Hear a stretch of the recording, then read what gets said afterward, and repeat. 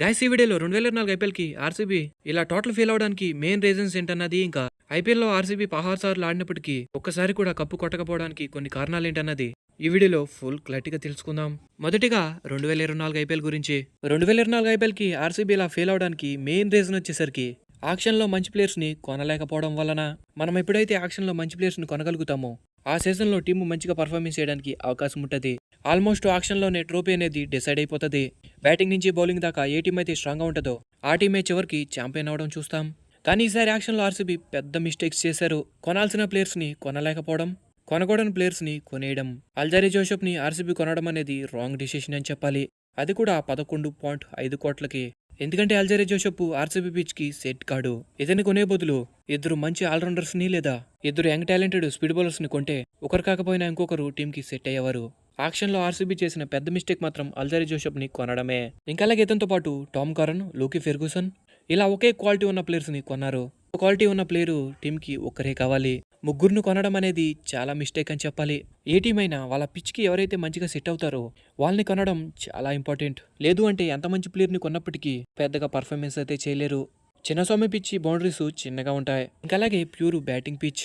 కాబట్టి యాక్షన్లో ఆర్సీబీ బ్యాటింగ్లో మంచి హిట్టర్స్ని కొనాలి.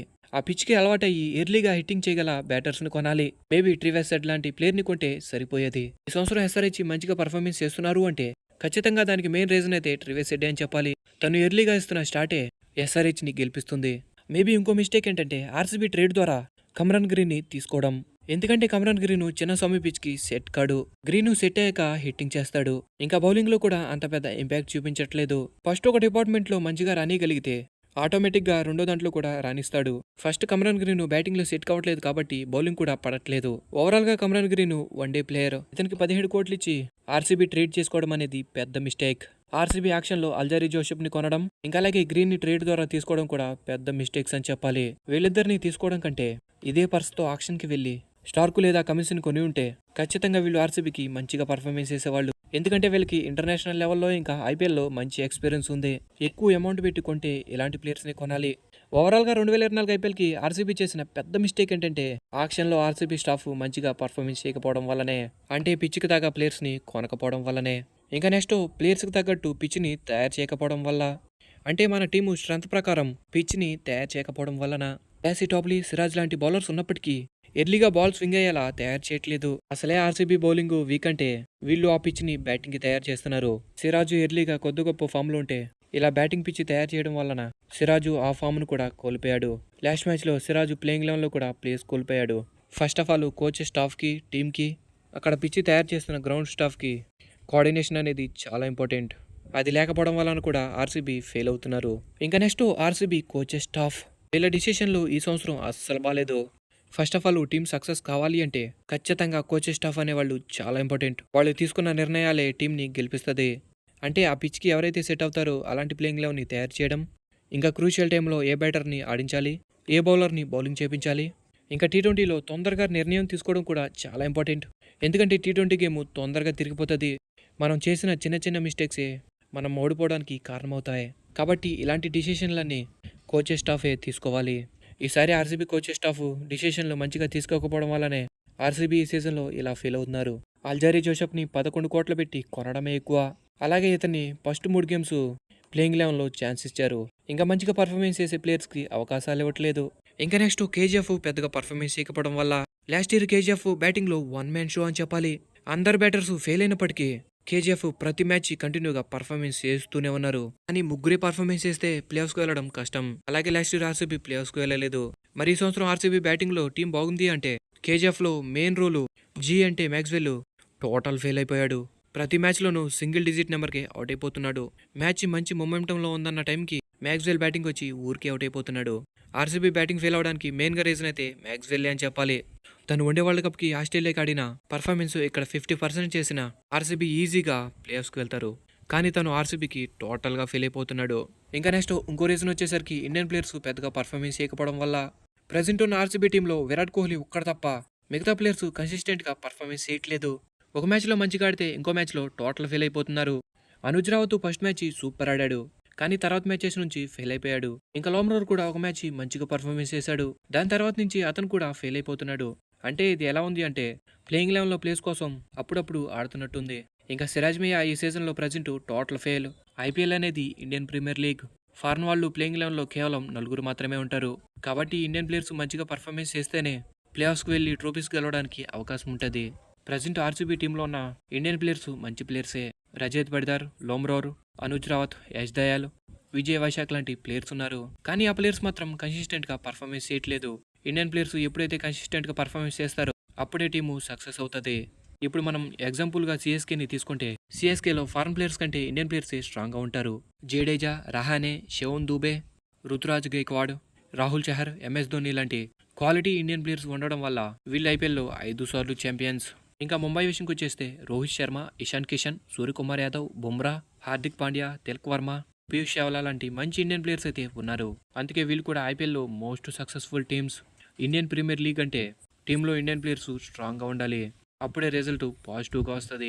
ప్రెజెంట్ ఆర్సీబీ టీంలో ఇండియన్ కోర్ అయితే స్ట్రాంగ్‌గా లేదు. అలాగని ఫారెన్ ప్లేయర్స్ కూడా పెద్దగా పర్ఫార్మెన్స్ అయితే చేయట్లేదు. 2024 ఐపీఎల్‌కి ఆర్సీబీ టోటల్ ఫెయిల్ కావడానికి ఇవే రీజన్స్. మరి ఇంకా ఓవరాల్‌గా ప్రతి సీజన్‌లోనూ కూడా ఆర్సీబీ టీము సెట్ కాకపోవడానికి కొన్ని రీజన్స్ ఏంటనేది ఒకసారి చూద్దాం. ఇంటర్నేషనల్ లీగ్స్ అన్నిటిలోనూ ఆర్సీబీకి హైయెస్ట్ ఫ్యాన్ ఫాలోయింగ్. ఇంకా అలాగే ఐపీఎల్ మొత్తంలో ఎక్కువ సార్లు ప్లే ఆఫ్స్‌కి వెళ్ళిన మూడో టీం. అంటే సక్సెస్ఫుల్‌గా ఉన్న టీమ్స్‌లో ఆర్సీబీ కూడా ఒకటి. ఎంతోమంది పెద్ద పెద్ద ప్లేయర్స్ ఆర్సీబీకి ఆడారు. Chris Gayle, AB de Villiers, Shane Watson, Brandon McCullum, KL Rahul ఇలా ఎంతో పెద్ద పెద్ద నేమ్ ఉన్న ప్లేయర్స్ ఆర్సీబీకి ఆడడం జరిగింది.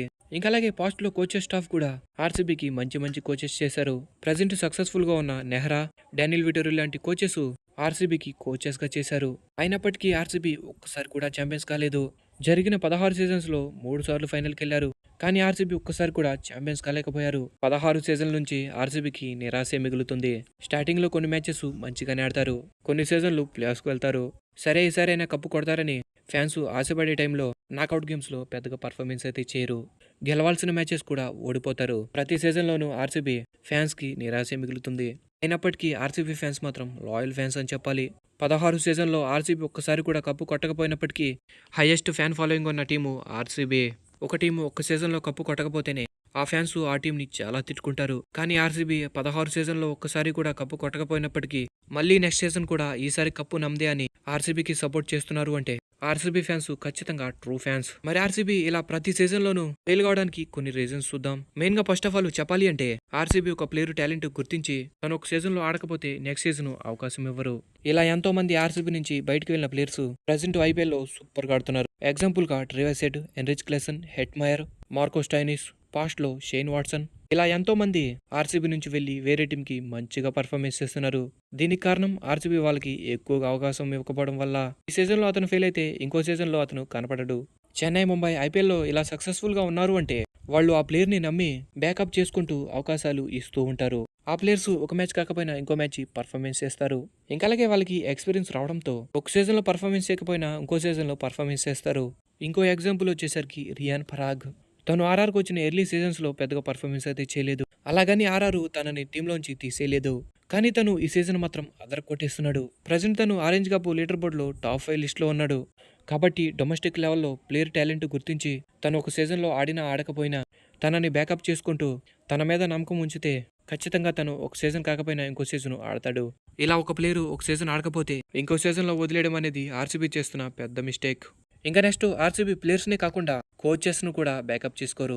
ప్రజెంట్ నెహ్రా ఐపీఎల్లో మంచి సక్సెస్ఫుల్ కోచ్. జీటీని 2 సీజన్లు ఫైనల్కి తీసుకెళ్లాడు. ఒకసారి ఛాంపియన్గా నిలబెట్టాడు. ఇలాంటి టాలెంట్ ఉన్న నెహ్రా కూడా ఆర్సీబీకి పాస్ట్లో కోచ్గా చేశాడు. కానీ ఆ సీజన్లో ఆర్సీబీ ఫెయిల్ అయిపోవడం వల్ల ఆ నెక్స్ట్ సీజన్లో నెహ్రాని కోచ్గా తీసేశారు. ఇంకా ఇంకో కోచ్ డానియల్ విటోరి. 2016 ఆర్సీబీ ఫైనల్కి వెళ్లారు. దానికి రీజను ఆర్సీబీ ఆ సీజన్లో స్ట్రాంగ్గా ఉండడం వల్ల. మరి టీము స్ట్రాంగ్గా ఉంది అంటే కోచ్ వల్లనే అని చెప్పాలి. మరి ఫైనల్కి వెళ్ళాలి అన్నా కూడా కోచ్ మంచి నిర్ణయాలు తీసుకోవడం వల్ల. మరి ఆ సీజన్లో ఆర్సీబీని ఫైనల్కి తీసుకెళ్లిన డానియల్ విటోరీని ఆ తర్వాత సీజన్స్లో కోచ్గా ఉంచలేదు. ఇలా ఆర్సీబీ చేస్తున్న ఈ మిస్టేక్స్ వల్లనే 16 సీజన్లో ఒక్కసారి కూడా ఛాంపియన్ కాలేకపోయారు. మరి ఇలా కోచెస్ని ఇంకా ప్లేయర్స్ని బ్యాకప్ చేయట్లేదు అంటే ఖచ్చితంగా తప్పు అయితే మేనేజ్మెంట్దే అని చెప్పాలి. First of all RCB management మంచిగా ఉంటే ప్లేయర్స్ని ఇంకా కోచెస్ని బ్యాకప్ చేసుకుంటారు. అప్పుడు ఒక సీజన్ కాకపోయినా ఇంకో సీజన్ ఛాంపియన్స్ కావడానికి అవకాశం ఉంటుంది. కానీ వీళ్ళు చేసే ఈ పెద్ద మిస్టేక్సే ఆర్సీబీ కప్పు కొట్టకపోవడానికి కారణం. మరి ఇవే కాకుండా మరి మీరేమనుకుంటున్నారన్నది కామెంట్ సెక్షన్లో కామెంట్ చేసి తెలపండి. ఇంకా అలాగే ఆర్సీబీ ఫ్యాన్స్ అందరికీ ఈ వీడియోని షేర్ చేయండి. ప్రెజెంట్ అయితే ఐపీఎల్ నడుస్తుంది. ప్రతి మ్యాచ్కి సంబంధించి రివ్యూ అయితే మన ఛానల్లో డైలీ వస్తూనే ఉంటున్నాయి. ఇంట్రెస్ట్ ఉన్న ప్రతి ఒక్కరూ కూడా మన ఛానల్ని సబ్స్క్రైబ్ చేసుకుని బెల్ సింబల్ని ఆల్లో పెట్టుకుని ఉండండి. Thanks for the watch. Have a nice day.